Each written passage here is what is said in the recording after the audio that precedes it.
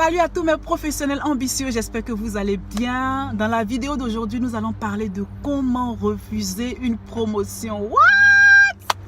Il y a des gens qui refusent des promotions. Et oui, c'est pas toutes les promotions qu'on accepte. Donc on en parle tout à l'heure. Restez branchés.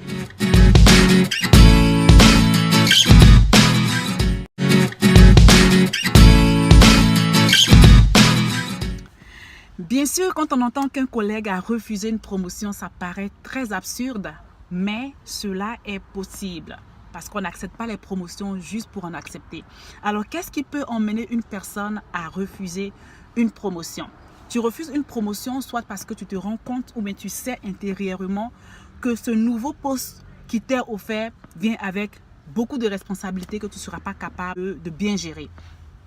Tu peux refuser une promotion soit parce que tu es une personne plus technique et tu sais que le poste qu'on t'offre présentement est plus un poste de gestion et tu ne te sentiras pas confortable dans ce poste-là.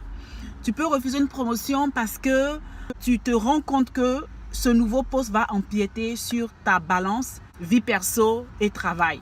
Donc, et tu ne veux pas compromettre ta vie personnelle pour du travail. Donc, voici quelques raisons pour lesquelles une personne peut venir à refuser une promotion. Mais comment est-ce que tu t'y prends? Ok? Parce que dès l'instant où ton employeur vient vers toi et te propose ce nouveau poste, il faut déjà savoir que plusieurs personnes convoitent le poste. Ok? Beaucoup de personnes convoitent le poste et tu es la personne chanceuse de l'avoir. Donc, c'est pas donné. C'est pas donné, c'est pas parce que tu as une belle tête qu'on te donne le poste, mais c'est parce que initialement ton employeur croit en toi. Initialement, ton employeur a vu en toi un certain potentiel et croit que tu es capable de bien gérer le poste. Mais parce que tu te connais, tu ne te sens pas prêt à le prendre. Et donc, dans ce cas-là, il faut que tu ailles déjà en remerciant l'employeur pour cette confiance qu'il a en toi de te mettre à ce poste-là. Et en faisant ton refus, il faut avancer les raisons pour lesquelles tu dis le non. Pourquoi est-ce que tu ne veux pas de cette promotion? Quelles sont tes craintes? Ou bien quelles sont tes préoccupations par rapport à ce nouveau poste qui arrive? Et surtout, quand tu vas dire non, il faut que ton non soit ferme. Je ne dis pas qu'il faut que ce soit un non refoulant, mais il faut qu'il soit ferme dans le sens que c'est ta décision, tu l'as prise et tu ne reviendras pas là-dessus. Donc, tu ne vas pas dire « je ne suis pas certain que ce soit le bon fit pour moi ». Tu vois, c'est pas le discours que tu vas tenir. Tu vas pour dire que tu as fait tes analyses, tu as réfléchi et ce poste ne te convient pas.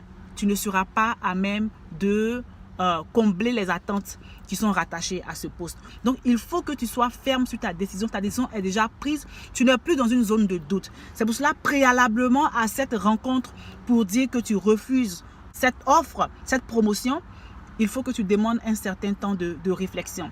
Dès l'instant où tu reçois la promotion, tu remercies immédiatement ton employeur, ton boss, ton superviseur, la personne qui te remet l'offre d'emploi et tu lui demandes quelques temps de réflexion. Ok? Tu peux demander 24 heures, 48 heures de réflexion avant de revenir avec une réponse. Et c'est ton temps de réflexion que tu utilises pour bâtir les raisons pour lesquelles tu veux refuser la promotion.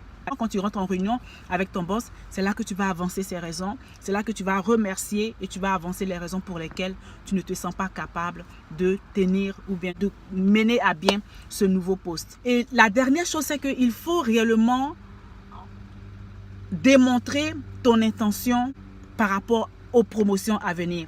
Certes, tu es en train de refuser ce poste-ci, mais ça ne veut pas dire que tu n'es pas ouvert à une autre promotion d'un autre genre. Ça ne veut pas dire que tu n'es pas ouvert à un autre poste. Ça ne veut pas dire que tu es cette personne-là qui n'a pas l'intention de gravir les échelons. Non, c'est juste que le poste qu'on t'offre là à l'instant n'est pas celui que tu veux. Soit tu es technique et donc tu aimerais avoir un poste technique, ou alors tu es plus versé dans la gestion et tu aimerais avoir un poste de gestionnaire. Donc, tu refuses le poste parce qu'il ne cadre pas avec qui tu es, mais tu restes ouvert à une autre promotion, à d'autres possibilités d'avancement. Et ça, il faut vraiment le faire savoir à l'employeur. Il faut le spécifier dans ton discours avant de terminer. Ce sont là mes stratégies pour toi.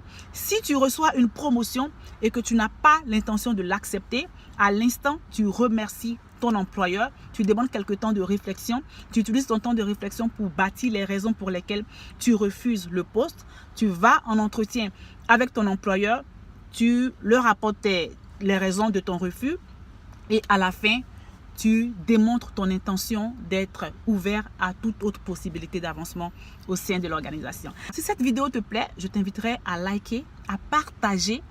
Et si tu veux avoir une consultation avec moi, ça me ferait plaisir de travailler avec toi. Réserve ton appel stratégique et puis on aura l'occasion de se parler. Alors d'ici là, je te souhaite plein de succès et on se retrouve demain pour une vidéo très excellente en contenu.